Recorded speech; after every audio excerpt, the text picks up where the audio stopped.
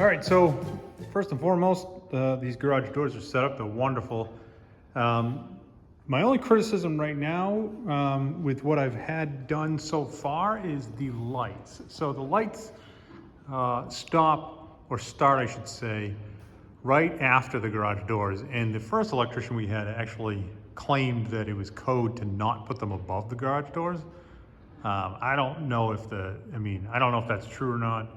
I got to check on that. But what that's caused is along the ceiling, I've got them all along the way. It's all perfectly bright over there. And just behind these doors, if I have the doors shut and there's no light coming in, it gets actually pretty dark on this side. It's not bright. So that would be the first thing that I think I'll change is just get some new lights wired above these so that when I do turn the lights on, this side's just as bright as the rest of it. So if we start in the middle here, I've bought some of these old oil cans. I got 3 of them. This one hasn't been cleaned out yet. I did try to clean it a little bit, but it's still pretty filthy. I got a little bit more work to do to clean this one completely, but my plan is really just to use those as trash bins. So they fit the little gallons of trash bags, and they work out well. So yeah. All right, so this corner, what we've got going on is just some jacks. Here's the hydraulic cart that I used to help me build the lift. I got you some regular jacks, but I thought I'd put the tires on this side as well. So I just got some tires and one of my old Gillette signs there that I had bought for the wall. And then I've got my first Husky rack here with just car parts. So I'd only got 2 of these racks. I didn't know exactly how many car parts I had. Turns out I had more than enough to fill up both of these, and then I've got a whole other, probably enough to fill a whole other rack, I should say. So I might look into purchasing another one, depending. I'd have to rearrange some things because I don't have a ton of wall space quite left, but either way, I definitely have a need for it. Having said that, then this entire shelf here is just prep for the DOD delete on my Caprice. So it's a cam swap and a DOD delete. So this whole shelf here, what I thought would be more of a current project parts that I purchase. And then, you know, I got Fiero stuff here, Fiero stuff here, and Fiero stuff here. I got enough parts to take quite a bit off of these shelves here once I actually get to wrenching. So, which will free up some space and bring in the other stuff that I've got for those other projects that I was talking about. And then we just continue on. I mounted, the goal here was to try to get as much off of the floors as I could. So I just used some regular mounts that I bought at Lowe's for these. These aren't the ones that you can buy specialty for these jacks. I just kind of got what I thought would work. In order for these to work, the big Harbor Freight ones, I have to keep the pin in, obviously, because if I don't have the pin in, then this will just slide down. So but to me, it was a lot cheaper to buy these ones than to buy the ones that they make especially for it. This thing I got at an antique store, which I thought was pretty sweet.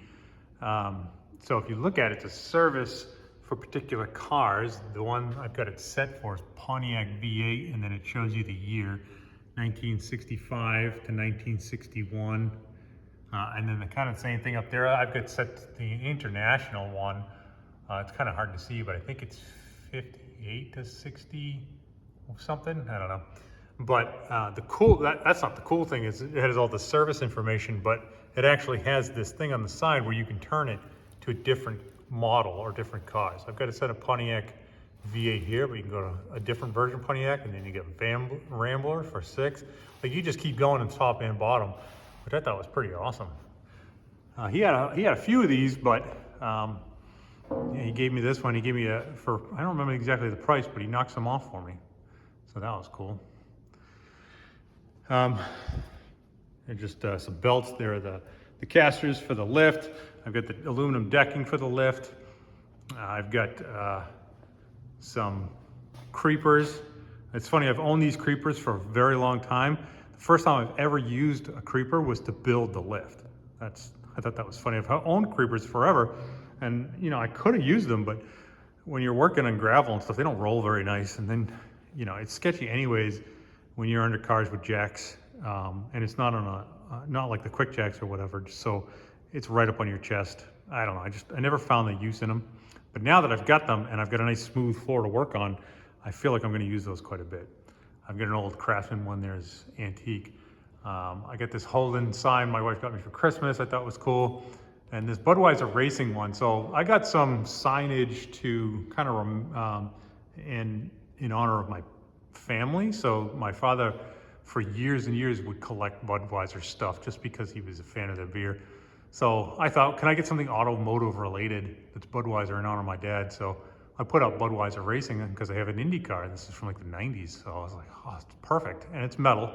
And then for my mom, I actually got this old gold clock from a swap meet local. I was surprised to see it, but that's the brand that she smokes, and she smoked her whole life. So that's just to remember my mom. I got these pegboards that I bought, put up the pegboards, and these little plastic things. So Party City was going out of business here locally. So I got those for dirt cheap.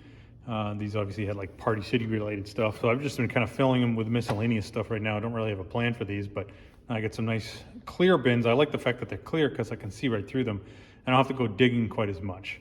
That goes along with the ladder that I got from Party City. So, and then what I try to do is keep as much off the ledge as I possibly could, but obviously, you know, just a wheel chock and some gas there. I'm gonna try to keeping this stuff clear as possible. Obviously, my under hoist stand here, I can't really mount that on the wall. I don't really need to, so that's just there. The thought here is though, if I can keep the floors as clean as possible, it just gives me a lot more walking room. So I mounted as much as I possibly could on the wall. So I wound up having to buy a lot of these kinds of hooks. Harbor Freight has them for dirt cheap, even if you get like the coupons or they go on sale if you're inside track, all that stuff. So like a lot of these I bought Harbor Freight for like dirt cheap, and then you just put them right into the stud. So I did that all throughout, everything that was mounted. I kind of just used those little things. They're obviously not meant for that, but they work great. So, the other thing that I did was, so that's a D, and then I marked all of these B because they are, at least if you look at them, they're not exactly the same. They've got sort of like these sides to them. So I just marked them. I did A, B, C, D, and then on the lift, I wrote on the lift with a Sharpie as well. Oh, it's actually underneath here. You can't see it because I've got it all the way down. But I just marked which leg it goes on. So for me, it's a lot easier to, now I don't need to remember. I just take it off and put it where it belongs. So I'm gonna be getting a new air compressor. This is my older one. I've had this for a long time. My dad got me this. It was used unit. It's worked great over the years. I'll probably continue to use it until I get a new one, but this is probably gonna be the home for the compressor, except for what I was thinking was if I get a nice big one, I might be able to put it outside. That was the original plan. So I've got an outlet here and an outlet there, and I do have wiring that heads out to the outside as well if I wanted to plug it in from outside. And then just have a line run in from here. And then all the noise and stuff will be outside. And then my wife got me this 75-foot extension that my daughter actually helped me put up that works great. So I haven't plugged those two together yet, but I'll need those for the air jack for the lift to operate that. So there's that additional line I'll probably mount on the wall. This Craftsman toolbox my wife got me. You'll probably hear that a lot. I get a lot of gifts over the years, a lot of this stuff. You know, the creepers were a gift. Like so much of the stuff that I own were just gifts from family members. It's very generous. I didn't want to buy a lot of this stuff. So I've had this for years and years. My wife got it for me and filled it up. Right now, all I have for tools is related to air tools. So I've got all my air tools in here as well. So I've got my impact and my ratchet and all that stuff. So if I use those air tools, and I've got these workbenches that I put the cashers on. I got a video on that. And I've got my pegboard that I set up. Now the pegboard, for now, we'll see how this works out.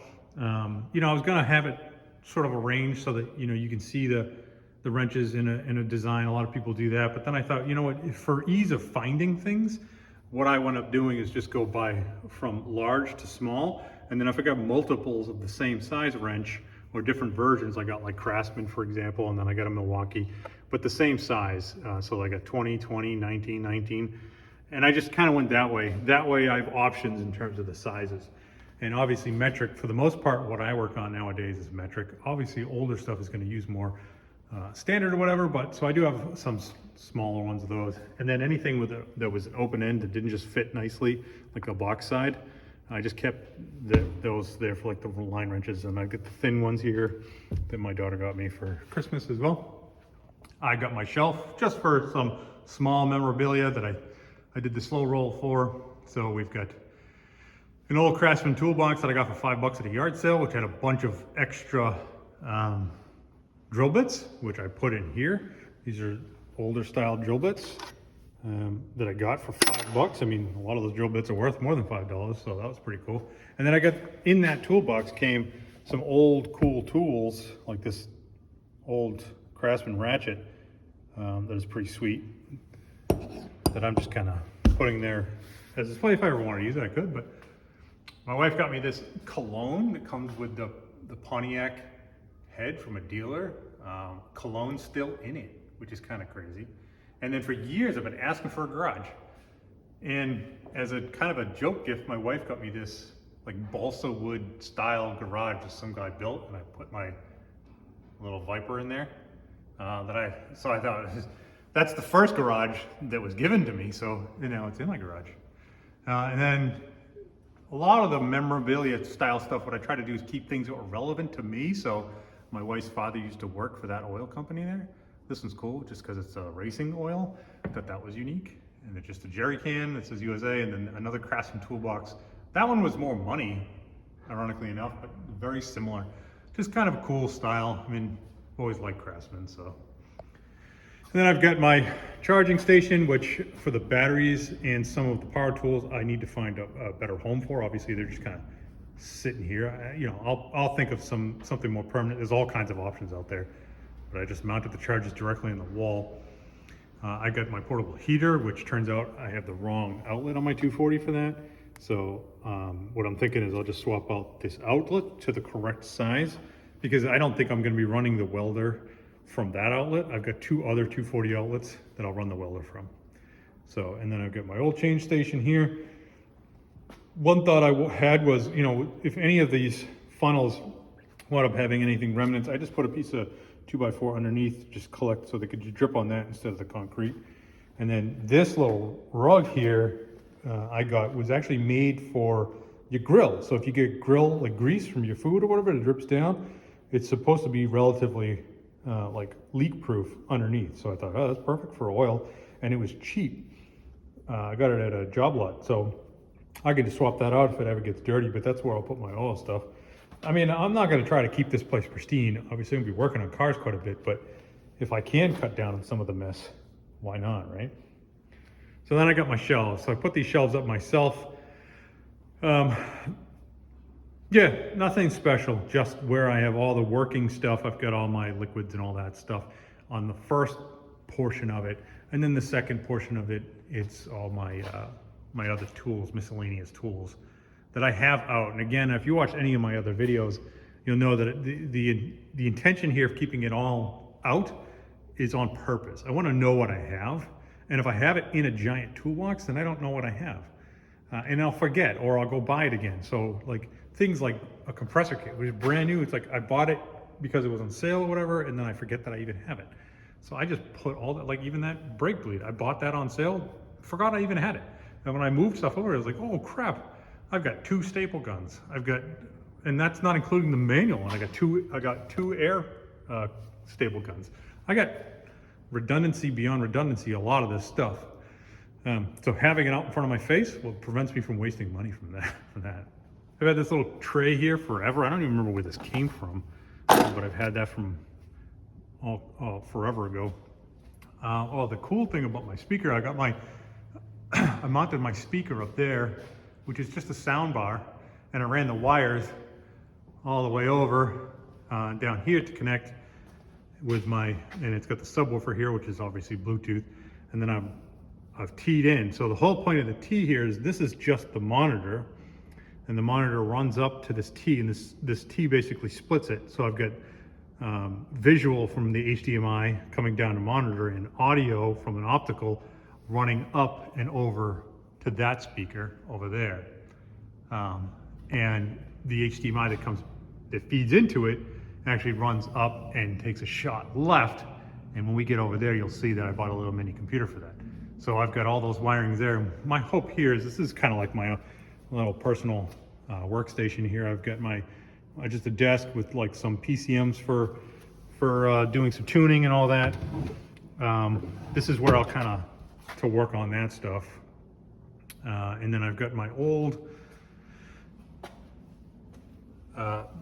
calendar that I got from the dealer, Miskinnis, which is the first car that I purchased. Obviously, it was not the first car that I've ever driven with my license, but the first car that I ever purchased was a 1997 Pontiac Grand Prix.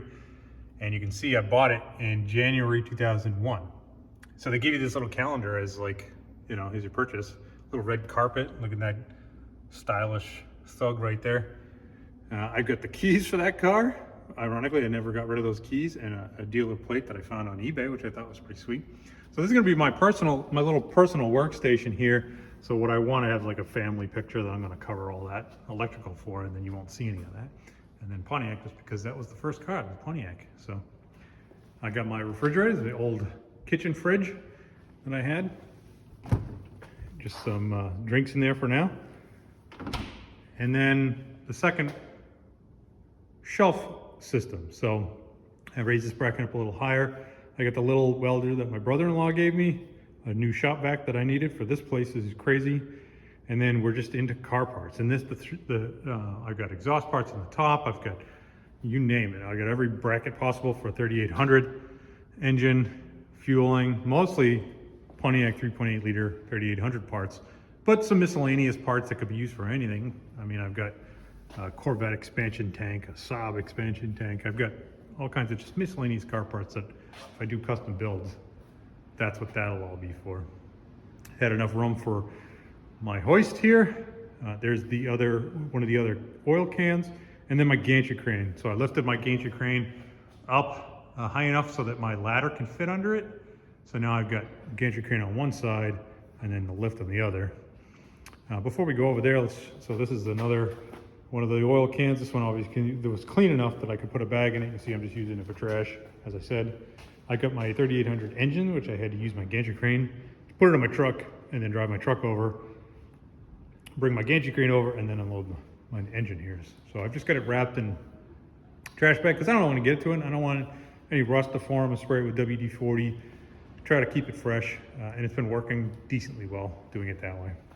And then I've got my new toolboxes, which I have another video where I kind of walk through my toolboxes. I filled this one in with a bunch of stuff. I've got this one set up, do a bit more. I've got one of these long extension cords here for this workbench. The thought here is, with the workbench next to the lift, I can just kind of go back and forth. And if I'm working on something, I can work on here. And if I need a power tool that is electric versus battery powered, I now have power driven here, which plugs into this as well. So I got my lights, I got power here and all that. It's good. And then I ran that power straight up to the ceiling over there. And I thought maybe what I would do is get some sort of reel hooked up. But for now, just the extended line is gonna be enough for me there. This is a sign that I haven't put up yet. I've just been trying to flatten it because I just got it. This is a California raisin sign from the 80s. My grandmother was a big California raisins fan. So that's in honor of her. So kind of keeping the theme of signs that mean something to me. The international one is cool. It's got kind of a long story, but weirdly enough, I bought this from a guy who grew up in the house my first house that I ever bought. He grew up in that house. We found out through discussion, and we have all kinds of other stuff in common. It's very bizarre, but it's kind of a long story. But yeah, I bought that from a guy who grew up in the house that I first bought, my first time buying a house. I actually bought his house, and I didn't meet him until years and years and years later, buying a random garage sign. I thought it was kind of funny. There's the Caprice grill, just turned into wall art now. The other thing is I've got Liberty and Eunice, is a flag of the town that I live in, and then a Join or Die flag, which I thought was pretty cool. That was actually drawn by Ben Franklin and put in, I think, in a Pennsylvania newspaper, and they turned it into a flag just prior to the Revolutionary War, and a lot of the Revolutionary soldiers carried that flag throughout the war, which I thought was pretty cool history. My race ramps to mount these are a little tricky to mount, so my wife had the idea of putting some tape on, what do you call it? Yeah, you know what I'm talking about. I can't think of the word. Drawing a blank. And then I just put some screws in the bottom, and then they're just hanging up there. So these actually, I didn't know how to mount these, and that turned out pretty good.